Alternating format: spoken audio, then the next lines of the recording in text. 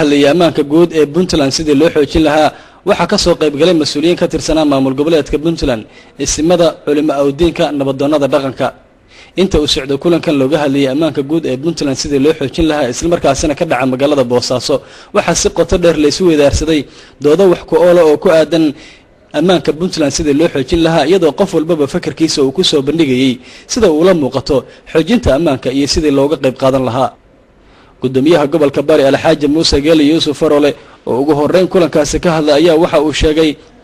in magaalada Boosaaso ay ku sugan yihiin 47,000 oo qaxootiya kuwaas oo ka soo barakacay goobaha dagaalada ay ka socdaan isagoo sheegay Puntland inay u yimaadeen nabadgelyada iyo tixgelinta ka jirta isla markaasina loo baahan yahay qof walba dhinaciisa inuu ka adkeeyo waxaas nasiib wanaag ah inan bulshadeena wanaagsani kaga harin qofka xun iyo wixii qabsoomi waayo duruufo darteed u qabsoomi waaya inay kaga harin inay iska joojaan ee dabagal ku sameeyaan ku celceliyaan dabagalaan ilaa ay ka gungaaraan inta badan mashaakilada ina soo dhex mara oo ay dadkeena makas ay sameeyaan waxa dhaaha oo wax ka qabta oo ku dadaala oo waqti ku lumiya intiina tan iyo inta maqan oo wax garadkaayo waddanka jooga taasi waxay keentay in aynu jawaab fiican eebahay ka helo inaynu nabad helo inaynu mar noqono meelaha bulshadii gobolada dhexe gobolada kale ka timi ay u soo cararaan waa ogtihiin innaga waxaa hadda waddankeena ku nool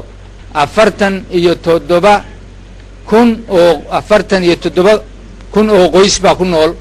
Puntland gaar ahaan ugu badnaan degmadan Boosaaso 47,000daasi waxay ku yimaadeen oo waddanka ku soo galeen ma aha inaynu dhaqaale badan oo laga xoogsado haysano ma aha inaynu wax kaleeto oo ziyaado ah oo Soomaaliya dheerahay xoogaa amni ah oo layna ku ogaaday baa laynoo soo aaday xoogaa takoor la'aan ah oo inaan cidna takoorin oo layna ku ogaaday baa laynoo soo aaday xoogaa tixgelin ah iyo qadarin aynu dadka qariibka qadarino oo layna ku ogaaday baa layna dhinaca culimo awdiinka kulankaasi ka qayb galay amaanka looga hadlayay waxa isna halkaasi ka hadlay oo kamid ahaa Sheekh Daahir oo kamid ah culimo awdiinka ugu waaweyn Puntland waxaana uu sheegay in nabadgelyada diintu ay si qoto dheer uga hadashay nolosha liibaanta wadata ama kamaalka wadata ku taagan tahay waxa kamid ah amniga marka aad baa loo siiyay aad buu sharci uga hadlay amnigaas dadka muslimiinta waxa la rabaa inay waxalla wixii asbaaba iyo waxalla wixii keenaya amnigaas inay ku dadaalaan sidaa darteed nabiyullaahi ibraahim abul anbiyaa calayhi salaatu wassalaam beydka markuu dhisay wuu duceeyey beydkii ilaahay lagu caabudayo oo qiblatulmuslimiina markuu dhisay uu faraha ka qaaday waa duceeyey waid qaala ibraahiimu rabbi ijcal haadaa baladan aaminan warsuq ahlahu min athamaraat ilaahay wuxuu u baryey beydkaas waa Makka al-Mukarrama inay aamin noqoto dhinaca ismada Puntland ee ka qayb galay kulankaasi looga hadlayay sidii loo xoojin lahaa amaanka guud ee Puntland waxa kamid ahaa Garaad Cabdullaahi Maxamed Dacar oo loo yaqaan Tamaam isagoo halkaasi duco ka akhriyay in Ilaahay Soomaaliya uu nabad ku soo dabaalo Ilaahay waxaan ka baryay Soomaaliya in akhyaarta talada noo ku dhiiba ilaahay waxaan ka baryay talada akhyaarta inuu ku dhiiba ashraarta daalimiinta jidgooyahana ilaahay nooga dhiibin walaalaha iyo kale noo soo hanoosha wadanka wadan caafimaad Allah ka dhiga wadan barwaaqo Allah ka dhiga wadan nabad ilaahay ka dhiga Soomaaliya sharafkeedii iyo calankeedii ilaahay ku soo cesha ma ilaahu ku weydiisanayna adooma waa daalimiina caasiyan baa noqon ilaahu adigu caasinimo naxariis loogu bedel waxba kugu ma aha facaal lama yurud baata ma tahay حاكم باتا حاكم باتا راسق باتا رزاق باتا إلهه ربي وصومالي شرف كدك سعود اللهم صل على محمد اللهم صل على محمد إذنك الله إذنك أجرسي خير كاد وداني قلوبتنا واحد الله كدك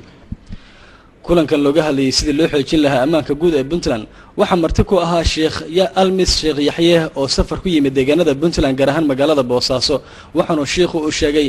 in mudooyinkii ay burburka dalka Soomaaliya ay socdeen qof walba uu ogaan karo amaan darradu dhibaatada ay leedahay sigaa sheegta oo ay ka qarsoon tahay dhibta khilaaf iyo dhibta uu leeyahay nabad la'aan inaga maanta macallimiinka abaylata adduunka korkiisa haddii cid kasta oo soomaaliya darafka daraf la weydiiyo war nabad la-aan ka waran kutub baynu ka qori waynu ka gabiyi weeraar umadiis afka uu gelinayo haddaanu si xor ah haddaanu u haysan ma karaamad baa u dhiman gabagabadii kulankaasi looga hadlayay ammaanka guud ee puntland islamarkaasina ka dhaca magaalada boosaaso waxaa odayaashu halkaasi ay ka soo jeediyeen baaq ku aadan sidii qof walbaba nabadgelyada soomaaliya iyo tan puntlandba loo xoojin lahaa waxaanu la ku dardaarmaynaa oo iyagaanu faraynaa inay dhammaan wixii fal amni xumo keeni karaa ay ka waantoobaan ayaa bulshada ilaahigii weyne ahaana waa u baryaynaa in waxa aynu necabnahay oo nacayno in ilaah ka soo hadayo